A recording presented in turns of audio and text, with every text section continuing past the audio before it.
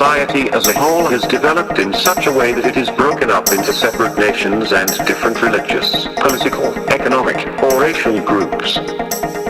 Man's natural environment has correspondingly been seen as an aggregate of separately existent parts.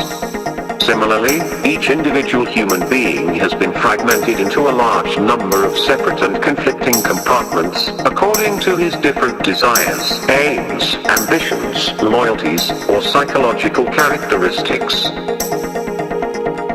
The notion that all these fragments are separately existent is evidently an illusion, and this illusion cannot do other than lead to endless conflict and confusion.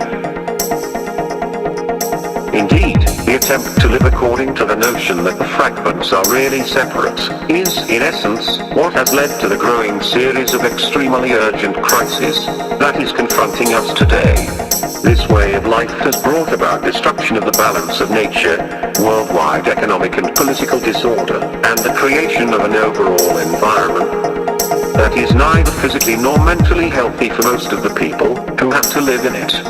Individually, there has developed a widespread feeling of helplessness and despair in the face of what seems to be an overwhelming mass of disparate social forces, going beyond the control and even the comprehension of the human beings who are caught up in it. Indeed, to some extent, it has always been both necessary and proper for man to divide things up and to separate them, so as to reduce his problems to manageable proportions.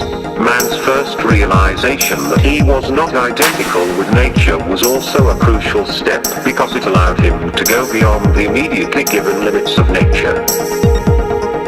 Nevertheless, this sort of ability of man to separate himself from his environment ultimately led to a wide range of destructive results. Because man lost awareness of what he was doing, and thus extended the process of division beyond the limits within which it works properly. Then man ceases to regard the resulting divisions as merely useful or convenient, and begins to see and experience himself and his world as actually constituted of separately existent fragments. Being guided by a fragmentary self-world view, man then acts in such a way as to try to break himself and the world up, so that all seems to correspond to his way of thinking. Man thus obtains an apparent proof of the correctness of his fragmentary self-world view.